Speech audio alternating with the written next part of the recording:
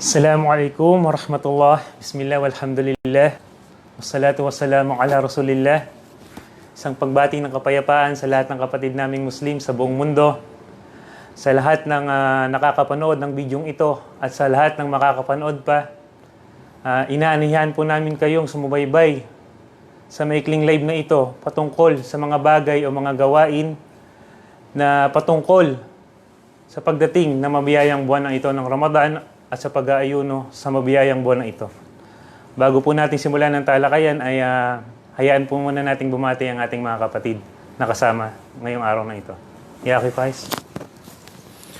Bismillah, alhamdulillah, wassalatu wassalamu ala rasulillah.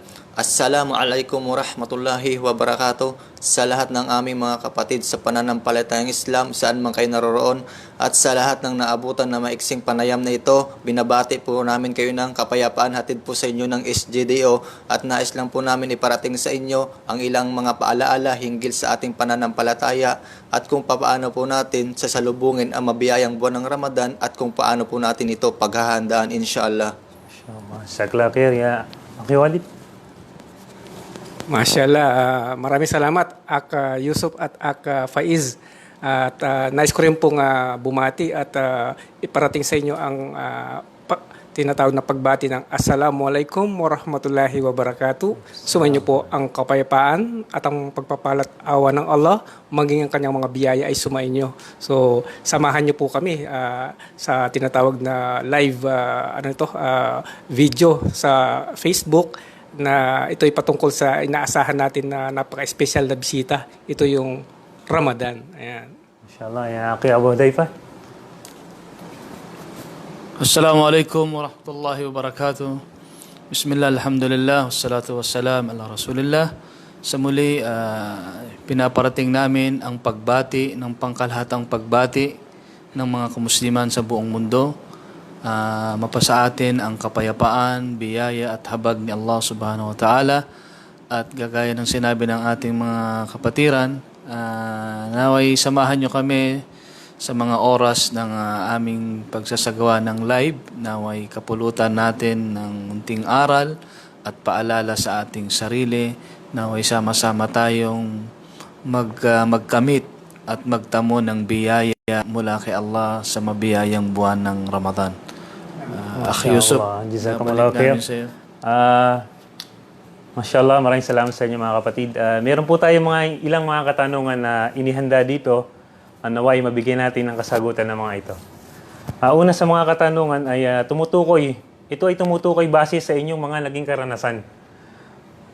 Nung wala pa kayong kaalaman sa Ramadan at wala pa rin kayong kaalaman sa pagsasagawa ng pag-aayuno sa mabiyayang buwan na ito. Aki Faiz, maaari mo bang ibahagi ang iyong mga nagkaranasan? Para po sa akin, ang pagkaalam ko noon hinggil sa buwan ng Ramadan na ito na kung saan ang mga Muslim ay hindi kakain, na kung saan papahirapan nila kanilang mga sarili at ano pang mga gawain na kailangan nila hindi dapat gawin. Nakikita ko, sabi ko na parang sobrang hirap yata gawin ito at hindi ko kaya sila sabayan sapagkat ang gawain ng yan ay para lamang sa mga kamusliman. Yun pala pagkakaalam ko sa lahat ng mga tao na kung saan ito ay ginawa ng mga lahat ng propeta at ang pag-aayuno na ito. Inshallah, ya Jazakallah khair. Aki Walid. Alhamdulillah, Brother Yusuf, napakaganda na sinabi ni Brother Faiz at sa akin namang sariling karanasan nung ako'y pumapasok pa lang sa pananampalatayang Islam, ito'y naganap sa Abu Dhabi kung saan napansin ko ang mga kamusliman doon ay talagang napaka-galak yung kanilang puso at nakita ko yung special na paghahanda nila kaya naman doon pa lang naging excited na rin ako. So ganun yung pagsalubong ko noon sa unang Ramadan. Maraming salamat. Mashallah pa si brother, si Aki Abu Hudayfa. Subhanallah. Ang pagkakaalam ko naman noon sa kapag sasapit ang buwan ng Ramadan, alala ko ng mga maliliit pa kami. Ang alam namin pag Ramadan may mga bago na yan. Bibilhan tayo ng bagong damit, no? At nakakatikim na naman ng iba't ibang putahe ng pagkain. Ang ganun lalo sa Mindanao, ang Ramadan para bang buwan ng kainan buwan ng hindi pagkagutom Kasi maraming mga bahay na magsisilong pagluto. At meron pang ibang mga nakakagawa pag bago dumating ang buwan ng Ramadan, sa gabi yun, unang gabi yun ay magsisipagligo. No, nakala ito ay sunnah na paraan. Actually, ang maligo bago sumapit ang Ramadan, no, lalo na bago magsimula ng tarawih, mula rin sa hadith ni Aisha, mainam ay maligo. Oo. Pero hindi ibig sabihin na yun, ng gabi ng Ramadan, so unang gabi ay maliligo ka. At ang pagkakaalam ko rin noon sa pag-aayuno o sa pagsapit ng mga ganyang Ramadan, ng pag-aayuno, ang iniiwasan lang yung pagkain at inom. Hindi rin palang ganon. Bilang isa palang Muslim, iwasan mo hanggat maari yung paningin mo na huwag mong itingin sa mga hindi kaaya-aya, huwag kang makinig ng mga usapin o mga music, kantahan, at ingatan mo rin lalo-lalo na yung dila mo na makapagsalita at makapagbitaw ng masasakit na salita o mga lalo na pati mga gawaing hindi magaganda. Dahil meron ring hadith ang mahal na propeta sa Panginoon ang kapayapaan, hindi kailangan ni Allah na iwasan mo ang pagkain, pag-inom at pakikipagtalik sa iyong may bahay kung hindi mo rin naman naiiwasan ang mga gawaing, mga kamangmangan na mga gawaing at mga salitang hindi kaaya-aya. So yun yung mga expected o pagkakaalam natin o yung pagkakaunawa natin, no, sa mga pagsapit ng buwan ng Ramadan at pag-aayuno. MashaAllah. So, mga ganun lang. No? MashaAllah. Sa Kalawkir, kay Brother Faiz, MashaAllah. Yung pangalawang katanungan natin, mga kapatid, na maaari nating maibahagi sa ating mga manonood. Ano ba yung mga maaari nating makuha? Mga makuwang mga aral o kabutihan sa buwan ng Ramadan at sa napapaloob sa mabiyayang buwan na ito at sa pag-aayuno dito. Kabilang po sa kabutihan makuha natin sa buwan ng Ramadan ay na kung saan sa pagsapit ng buwan ng Ramadan ay masasanay natin ating sarili na pigilan ang pagkain sa umaga, pigilan ang paggawa ng kasamaan at lahat ng kabutihan na ating isasagawa at may na kung saan sa buwan ng Ramadan na ito mayroong karagdagang mga pagsamba tulad ng tarawih at mayroong paumrah na kung saan ang katumbas nito ay para kang nag-hajj. MashaAllah. Ikaw, Brother Walid, may mabahi ka. Bilang karagdagan po sa kainaman ng buwan ng Ramadan, dito po natin dito ko nalaman na sa pananampalatayang Islam merong tinatawag dun sa pinakahuling 10 araw na kung saan dito ipinapanaog yung Lailatul Qadar na nangangahulugan nito yung dakilang gabi na kung saan dito ipinapanaog ang awa ng Allah Subhanahu wa Ta'ala sa sangkatauhan. At pangalawa pa yung tinatawag na kung bakit dapat talagang pag-igihan at dalasan yung pananalangin dahil dito ibinababa din ng awa Subhanahu wa Ta'ala yung kanyang awa at mga biyaya. Ayan, mashallah. Maraming salamat dyan sa lakiran, bro. Haday pa na naman. Unang pagbati, mashallah, wala kay Sheikh Jamil. MashaAllah. Lumanog. Mashallah, tabarakallah. Watching po, Brother Jamil Islam, po ito, mashallah. MashaAllah. Anong tanong? Ustad, ano ba yung mga makukuha nating mga aral at kabutihan sa buwan na ito at sa pag-aayuno sa buwan na ito? Sa tinatawag na ang kainaman ng pagsapit ng buwan ng Ramadan, alam natin ang buwan ng Ramadan, ito ay buwan na kung saan mismo si Allah Subhanahu wa Ta'ala dito niya inumpisahan ang pagpanaog ng dakilang Quran. Shahrul Ramadan alladhi unzila fihi al-Quran hudan linnas wa bayyinatin minal huda wal furqan. No? Sa pakahulugan yon, sa buwan ng Ramadan kung saan dito pinababa ni Allah ang talata, ang Quran upang maggabay sa mga sangkatauhan at ibigay ang kalinawan para sa lahat. Kaya isa sa mga kainaman ng buwan ng Ramadan, pangalawa, gaya ng sinabi ng ating mahal na propeta, sa buwan ng Ramadan, sa pagsumapit ng buwan ng Ramadan, ay binubukas trangkahan o ang pintuan ng paraiso. At dagdag ko na rin doon sa buwan ng sa pintuan ng paraiso, mayroong tinatawag na nangangalang Babur Rayyan. Pintuan na kung saan ang pangalan ay Bab Rayyan. Sa English tinatawag Rayyan, no? Ito ang pangalan ng pintuan na to, Rayyan. Walang pwedeng makapasok maliban na ang mga taong laging nag-aayuno. So meron dong special bukod tanging pintuan ng paraiso na ang pangalan ay Bab Rayyan. Ang mga kakapasok doon yung mga laging mga sawam, yung laging mga nag-aayuno. Kaya sinabi rin ng mahal na propeta, sa buwan ng Ramadan, kapag sumapit ang buwan ng Ramadan, binubuksan ni Allah ang pintuan ng paraiso. At nakasara ang pintuan ng apoy ng impyerno. At nakagapos, nakatali, nakakadena ang mga syayatin, ang mga satanas. Pero yung satanas ng mga tao, mga ugaling taong satanas, hindi. Malaya pa rin yan sa labas. Mashallah. No? Pero yung mga syaitan na nang bubuyo sa mga mananampalataya ay mahina ang kanilang lakas ngayon pag sumapit ang buwan ng Ramadan. Mashallah. Tunay na napakaraming kabutihan na napapaloob sa mabiyayang buwan ng Ramadan na ito at sa pag-aayuno. Mga kapatid, meron pa tayong huling katanungan. Inshallah, ay mabigyan natin ng linaw ito. Mga kapatid, maaari ba tayong magbanggit ng mga iba't ibang kasiyahan o kagalakan na nararamdaman ng isang Muslim sa pagsapit ng mabiyayang buwan ng Ramadan?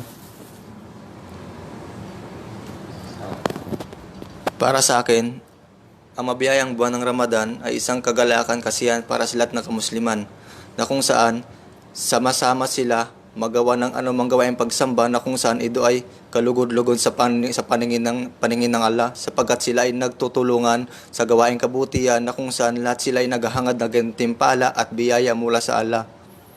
Inshallah. Inshallah, sa klakir. About excitement, no? So, kagalakan sa puso. Ayan, mashallah. Actually, Hindi mo rin dagdag yung mga tinatawag na kagandahan ng pag-aayuno. okay. Kagandahan ng pag-aayuno. Mga Ustad, isa sa mga kasayahan sa Mashallah. So, sa ating pangalawang magiging pagsagot, ito yung patungkol sa kainaman ng pag-aayuno. Na kung saan sa pag-aayuno o pagfa-fasting, sa mga dito natin na nalalaman na ang pagfa-fasting na ito ay hindi lamang ito pagpapakitang tao kasi maaring itago ito, no? So ito ay sikretong ibada na tanging ang Panginoon Diyos lamang, ang Allah Subhanahu wa Ta'ala lamang lubos na nakakaalam kung talagang tunay kang nagsasagawa ng pag-aayuno o hindi, kasi pwede mong itanggi hindi nakikita ng mga tao. So ito'y sabihin natin na ito'y lihim na pagsamba sa Allah, na tanging siya lamang nakakalam at tanging siya lamang ding magbibigay ng biyaya dito. So ang sala, no? oo. May katabi ka na alaman na nagsasala ka, mag-hajj ka. May kasama ka, marami kang mag-hajj. Yung zakah, pagbibigay mo, alam nang nabigyan mo. Pero yung pagpa-fasting, ikaw at siya lang nakakalam. Pwede ka magsinungaling. Di ba? Tanong, fasting ka ba ngayon? Oo, fasting. Pero pagpasok mo sa kwarto mo, doon ka kumakain. Di ba? Kaya sinasabing, yung pagkadyod sa ating gabi, wala makikita sa'yo. Di ba? Parang sikreto rin yun. Isa rin yan. Yung pagkadyod, ikaw lang mismo, tanga lang nakakalam. Kasi hating gabi lang, tumayo ka para sa pagsamba. So, ang mga karamihan ng tao ay tulog. Ikaw At gigising. ikaw ay gising at pumapanaog si Allah subhanahu wa ta'ala at tatanungin niya, sino yung mga alipin ko na humihingi ng kapatawaran, papatawarin ko. Masya Sino Allah. humihiling ay pagbibigyan ko. Ano ang mga kanilang mga gustong hinaing o paghingi ng tawad ay papatawarin ko. Mashallah. Ano pa siya ulit? Alhamdulillah, at bilang karagdagan din sa kainaman ng pag-aayuno, dito natin malalaman na sa pananampalatayang Islam na pagsasagawa ng pag-aayuno, dito mararamdaman ng mga sabihin natin na may kaya yung kalagayan ng mga sabihin natin pulubi o mahihirap, dahil alam natin na sa mga mayayaman okay lang, marami silang stock ng pagkain, pero yung mga nasa labas na pulubi na walang makain, nagugutom. So sa buwan ng Ramadan, ang utos ng Allah Subhanahu wa Ta'ala na mag-ayuno ay pangkalahatan, na dito malalaman ng mga mayayaman ang nararamdaman nagutom ng mga at uhaw ng mga sabi natin na pulubi. So pagkapantay-pantay na pagsamba ito. So ito yung isa sa kainaman ng pananampalatayang Islam sa pag-aayuno. So, sa mga Muslim, hindi takot sa krisis. No? Sanay sa gutom, mashallah. Alhamdulillah. Ayan, totoo yan. Lalo na't napapanahon, ano? So, sabi natin na lockdown, sabihin na meron talagang tawag nito, kahirapan sa pagbili ng mga pagkain. So, dito talagang papasok sa ating isipan na lahat ay makakaranas ng ganitong uri ng kalagayan, sitwasyon. Ustad, Abu Hudayfa, baka meron ka pang may dadagdag sa mga sinabi nila. Meron ka pa yung dadagdag ba? Mashallah. Babae tayo. Assalamualaikum warahmatullah. Mashallah mga ustad daw. Mamsi, papsi. Isa sa gusto ko rin idagdag sa kainaman o kagandahan o mga kagalakan sa pag-aayuno. Ang pag-aayuno, ito ay kapatawaran sa ating mga pagkakasala. Winika ng ating mahal na propeta, alayhi salatu wassalam, man sama Ramadan, imanan wa ihtisaba, gufira lahu ma taqaddam min danbihi. Sa pakahulugan, ang sino man ang mag-ayuno, man sama Ramadan, ang sino man mag-ayuno sa buwan ng Ramadan na merong iman, may pananampalataya, wa ihtisaban, at siya ay naghahangad. Hinahangad niya ang gantimpalang walang magbibigay maliban si Allah. Para sa kanya, gufira lahu ma taqaddam min danbihi. Papatawarin sa kanya ni Allah anumang mga kasalanang kanyang mga nagawa. Mga dati niyang kasalanan kanyang mga nagawa. Kaya ang buwan ng Ramadan, buwan ng kapatawaran, buwan ng awa, buwan ng biyaya. Kaya sinabi rin ng ating mahal na propeta sa kanyang kapayapaan, as-sawm, junnah. Ang pag-aayuno, ito ay panangga. Proteksyon. Panangga saan? Panangga sa apoy ng impyerno, sa kaparusahan. Dahil meron ring hadith na sinabi ng mahal na propeta, ang sino man ang mag-ayuno ng isang araw, na ikhlas siya, totoo siya sa kanyang sarili, fi sabilillah, sa landas ni Allah, ay ilalayo siya ni Allah ng 70 years, di ba? 70 years ng pagkalayo ng isang araw lang yun, ha? Kung mag-aayuno ka para sa landas ni Allah, sa isang araw mong pag-aayuno ay ilalayo ang iyong muka, ang iyong sarili mula sa kaparusahan ng apoy ng imperno ng 70 years, isang araw. So, kaya naway ang pag-aayuno ay isa rin to sa ating kagalakan na siguro idadagdag na rin ni Sheikh Walid o si Bro Yusuf. Yung hadith na ang taong nag-aayuno ay meron sa kanyang dalawang Dalawang kasiyahan. Ano yan, Sheikh Yusuf? Mashallah, kung di ako nagkakamali, ang unang kasiyahan ay yung ng isang nararamdaman ng isang Muslim na nag-aayuno ay yung sa harapan ng iftar, sa pagkain, sa pagbe-break niya ng fasting. At ang pangalawa, Habang magbe-break ka, di ba? Nakikita mo. mashallah, lahat sa'yo. No? Kahit anong nakahanda, itlog lang yan. May prutas, Kahit hindi may masarap sambusa. sa paningin sa mga ordinaryong araw, pero dahil sa araw ng pag-aayuno, tingin mo sa lahat masarap, mashallah. Doon parang takaw, takaw tingin mo, no? Sabi ka ng, yun ang unang kasiyahan ng mga nag-aayuno sa harap niya. Andun yung matutuwa siya na makakain ko na to, matitikman ko na to, maiinom ko na, no? Mashallah. Yun ay kasiyahan dito pa lang sa mundo. Mashallah. Di ba? Tapos, At ang pangalawa ay yung pagharap na natin sa ating Panginoon. Allahu Akbar. Panginoong Allah Subhanahu wa Ta'ala. At alam natin, ang pinakamataas o pinakamalaking biyaya na matatamo ng isang mananampalataya ay ang makilala niya, ang makita niya ang kanyang tagapaglikha. Allahu Akbar. Ayan ang pinakamalaking biyaya. Ang pinakamaliit na biyaya ng matatamo ng isang mananampalataya kapag siya'y pumasok sa paraiso ay 10 katumbas ng mundo.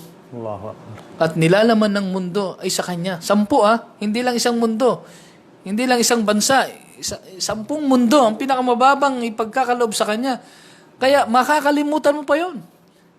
Ang pinakamalaking biyayang ipagkakaloob sa iyo ni Allah, ang makita natin, ang ating tagapaglikha. Kaya dalangin natin kay Allah subhanahu wa ta'ala naway pahintulutan niya na tayo manirahan sa paraiso at makita natin siya. Yung pagiging pagka-Diyos ni Allah subhanahu wa ta'ala na makita ng ating mata. Dito sa mundo, hindi natin makikita. Sa kabilang buhay ay papahintulot na makita natin. Naway ibilang tayo ni Allah na makita natin siya. Allahumma amin. Amin. May Mashallah. pagbati tayo dito sa Mashallah. Jazakumullah khair. Usahin natin. Ustad, maaari bang, halimbawa ngayon, may mga nanonood, may mga gusto silang katanungan patungkol sa batas ng pag-aayuno, maaari mabigyan ba natin ng kasagutan sa mga, inshallah, sa mga susunod nating videos? Pwede, pwede. Mashallah. Sasama natin si Kaya Sheikh Salman, Saifuddin. Mashallah. Sa kabilang kwarto lang niya. Busy sa pagta-translate po. Isang aklat po ang ginagawa ni Sheikh Salman na sinasalin sa wikang Tagalog mula sa Arabic. Sabi ni Sheikh Salman, Masya Allah, mga attire, mga Yemeni ng mga mujahidin. mga Hadramaut, ha? Mga Hadarim. Mula naman kay Muhammad, Masya Allah, Tabarakallah, Assalamualaikum mga kapatid. Salam daw. Waalaikumsalam warahmatullahi wabarakatuh. At mula sa isang Haponesa.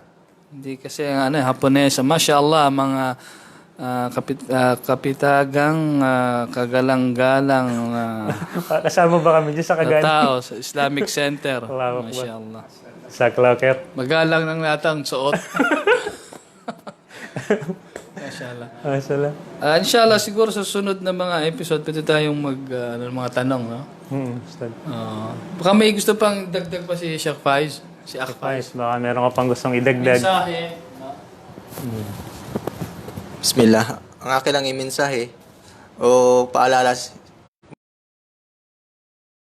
dalangin natin sa Allah bago natin salubungin ang mabiyayang buwan ng Ramadan.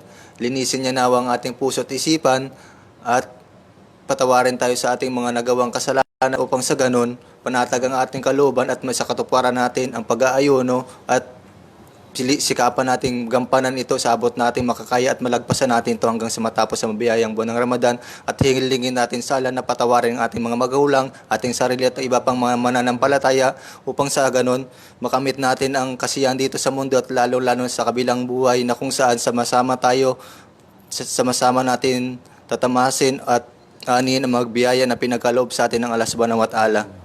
Mashallah. Ustad, may dagdag ko lang sa naibanggit na alala ko na isa sa pinaka-may importante na kailangan na gawin ng isang mananampalatayang Muslim bago dumating ang mabiyayang buwan ng Ramadan ay yung linisin natin ang ating mga puso. Humingi tayo ng kapatawaran sa mga kapatid natin, no? Kahit kanino man na nagawa natin ng kasalanan at matuto rin tayong magpatawad sa mga tao o mga kapatid natin kamusliman na nakagawa ng pagkakasala sa atin. Yun lang mga kapatid. Baka may gusto kang idagdag o Brother Walid, baka may gusto kang maipayo sa mga lalong-lalo na sa mga kapatid natin na bagong yakap na ngayon pa lang nila mararanasan ng buwan ng Ramadan at pag-aayuno. Napakaganda ng nabuksan mong topic yan patungkol sa ating mga kapatid na yumakap sa pananampalatayang Islam. Alhamdulillah, mga kapatid sa pananampalatayang Islam, dumating na yung ating tinatawag na pinakahihintay. Ito yung napaka-espesyal na buwan ng Ramadan. Na kung saan ito'y, subhanallah, sinasabi natin na isa sa mga haligi ng Islam na kung saan sasagawa natin yung pag-aayuno, ito'y sa layuning ikalulugod ng Allah subhanahu wa ta'ala. So, unang-una, nabanggit na nga yung intention, dito nagsisimula lahat. So, isa isip at isa puso lamang natin mga kapatid sa pananampalatayang Islam na ang gagawin natin ay i-offer natin, sabihin talagang ialay natin ang gagawin natin, kilos, salita at paningin at iba pa pandinig para lamang sa ikalulugod ng Allah subhanahu wa ta'ala. So papasok dito yung kaisipan na kailangan na maging maingat tayo. Lalo na't nasa mundo tayo ng sabi natin nga teknolohiya. So napakaraming maaring sumagabal o humadlang sa ating paggawa ng mabuting layunin. Kaya dapat doon pala sa intention ay talagang siguraduhin na natin sa gabi pa lamang maagang matulog, ayan. Kasi ang pagsapit ng tinatawag na bago tumawag ng adan sa Fajr, kailangan na napakaaga tayong magising. So, yun ay lubos dapat nating paghandaan. Kasi once na tayo hindi nakapagsuhur, mahirapan, lalo na yung mga kapatid natin na mga bago. So, I advise natin na andyan yung technology na gamitin natin na in a positive way. So, yung alarm, yan. So, makatulong yan. So, iset natin ng maaga, hindi lang once, twice, thrice. So, at kasi bago pa lang sila. So, dahil ako, brother, first time kong naranasan ng Ramadan, nalampasan ko. Nagigising ako, adan na. So, mahirap yun, di ba? Hindi ka suhur. So, advice natin na sa mga kapatid na bago matulog ng maaga, mag-prepare na ng sinaing. Ayun. Sabi ng mahal na propeta sa sahur. Ayan, so ayun, ang suhur at ang pagsasagawa ng pagkain ng iftar ay merong baraka dito. Merong tinatawag na biyaya. So doon pa lang sa pagkain natin na kung saan nakakabuti na to sa ating kalusugan, meron pang tinatawag na good reward. Mashallah. Mashallah. Jazakallah khair ya. Maraming salamat. Okay. Ustad, Naalala ko, tungkol sa sahur, dati kasi, maging kami noon, sa mga taga Mindanao, ang pagsasahur, o pag-take ng suhur, masyadong aga. Launa, 2:00. Masyadong excited. ano ba ang tamang oras, Oo. Ustad? Ganong kaaga, parang kailangan makakain na. Tapos ngayon, pagdating ng tanghalian, nakakaranas na agad ng pagkagutom. Ang pinakamainam pala niyan, maging ang mahal na propeta ay kanyang pinayo. Sinabi niya sa kanyang mga sahaba, radwanullah alaihim, ang pagitan daw ng adan, yung pagtawag ng Fajr, na tawag ng pagdarasal, at ang pagkain mo ng sahur, para ka lang nagbasa ng 50 ayat. 50 ayat. So sabihin natin approximately mga 20 minutes, 25 minutes, yun ang pagitan lang na yan. No? At pag adan na, pag sigaw, pag tawag na ng salam, hinto mo na.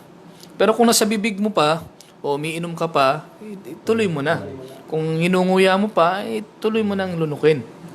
No? Pero kung pag adan, tsaka ka pa kakain, hindi na. Kasi tumawag na yung So yun ang ilan sa mga naalala ko sa mga sahur. Bati may mga binabanggit pa ba dyan siya? Mashallah, si Brother Jafar. Mashallah. Assalamualaikum warahmatullahi wabarakatuh, mga mahal na kapatid. Waalaikumsalam warahmatullahi wabarakatuh. Bago doon sa baba, meron pa Meron pa tayo dito. Watching from K14, Kilo 14, mga kapatid. Murad Waalaikumsalam, Sheikh Murad. Hindi, bago pa yan, sa taas. Talagang maraming bago Mashallah. Followers. Mashallah, Japan. Si Brother Abdurrahman. Pati si Brother Jerry Amigable. Anong sabi? Salam? Assalamualaikum. Waalaikumsalam warahmatullahi wabarakatuh. Mashallah. Ustad, Si Abdurrahman, watching Abdurrahman. Sarado na yung hospital niya sa Jamia ngayon. Mashallah, walang trabaho si Abdurrahman, no? Mashallah, pwede na tayong imbitahan sa susunod. Pwede. Si Sheikh Jafar, Quinones. Mashallah. Mashallah. Mashallah. Sheikh, assalamualaikum. Parating mo rin ang salam namin sa iyong pamilya at sa mga kapatiran dyan. Mashallah. Mashallah. Miss ka namin, Jaf. Mashallah.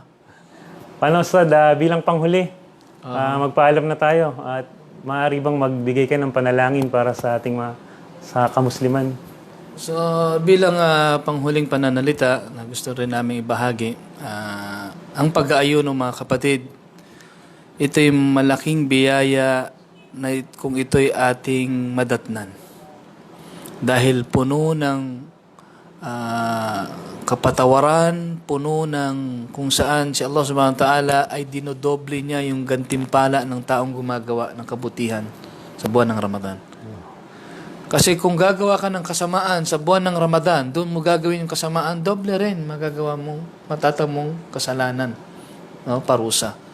Kaya isa sa mga biyaya na tayo'y paratingin sa buwan ng Ramadan. Marami tayong mga kakilala o mga kaibigan, mga kapatiran na last year lang nating huling nakasama. Hindi na dinatnan ng Ramadan. Ang iba naman, maaring inabot ang Ramadan pero hindi natapos. Kumbaga, mag-iidla lang, inabutan na. Kaya, napapanahon bilang mensahe sa pangkalahatan, ngayon ay nasa COVID-19, nasa krisis tayo ng kahirapan, sitwasyon natin. Bilang isang mananampalataya, ay dito ay nasusukat ang ating sabar, pagtitiis. Pagtitiis sa ating kalagayan, sa ating makakain, at kung anumang meron sa atin, yun ay pasalamat pa rin natin kay Allah. Anumang wala sa atin, ay dapat nating matutunang magtiis. So kaya nga ang pagpapasting, hindi lang actually spiritual o physical ang nabibigay ng kabutihan na to.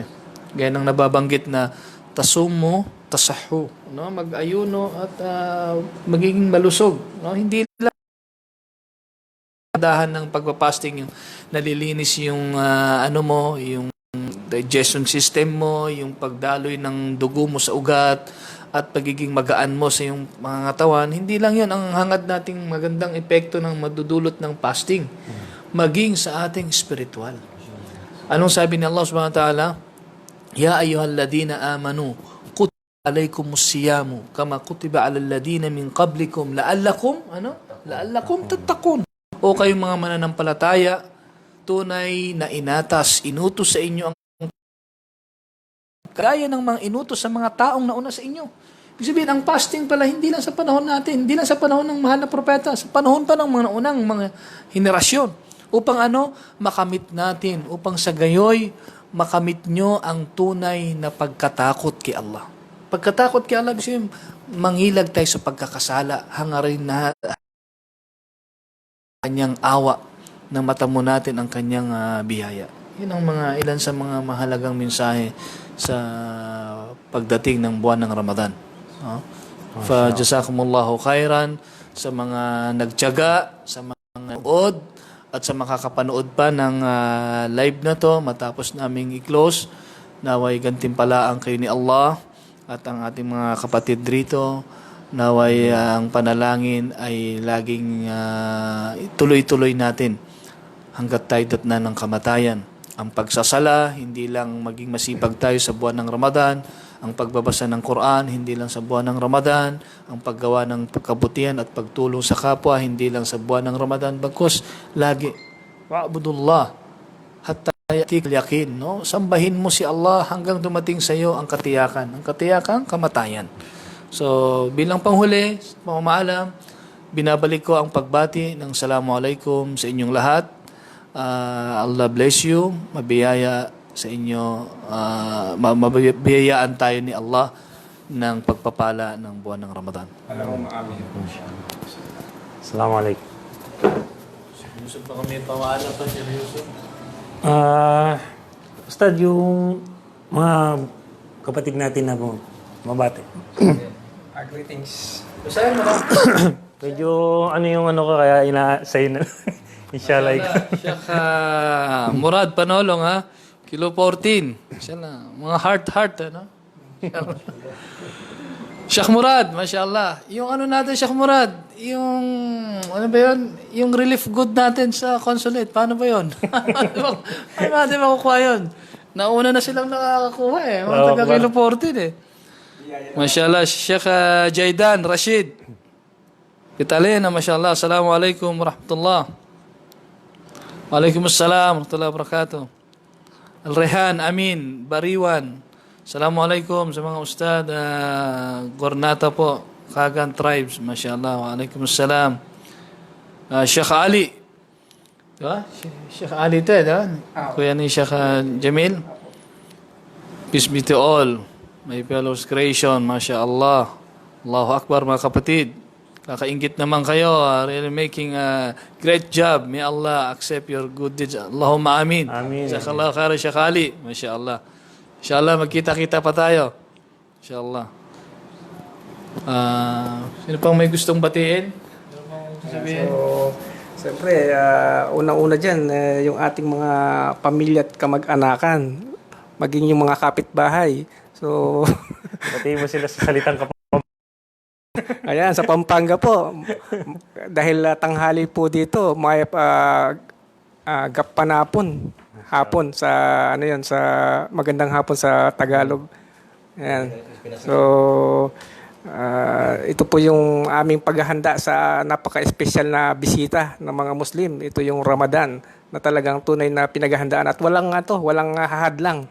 Walang sa lahat ng kalagayan ng panahon. Kahit si COVID-19 Bumabagyo man, lumilindol at may COVID man, wala yan. Allahu Akbar, ang Allah ang dakila. Ayan. So, Brother ikaw, Faiz. ikaw Kapampangan. Bro ba? Kabalin dyan sa Pampanga.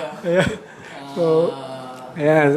Biyang kayo. Ayan, so pinapanalangin po natin lahat ng ating mga kababayan. So especially siyempre ako yung Kapampangan, Englishin ko na lang, may Allah. Hindi kailangan Pangkalahatan Kapampangan. kasi baka Sige, may sige. Allah bless us all and meet our expectation na yung kapatawaran ng Allah Subhanahu wa Ta'ala.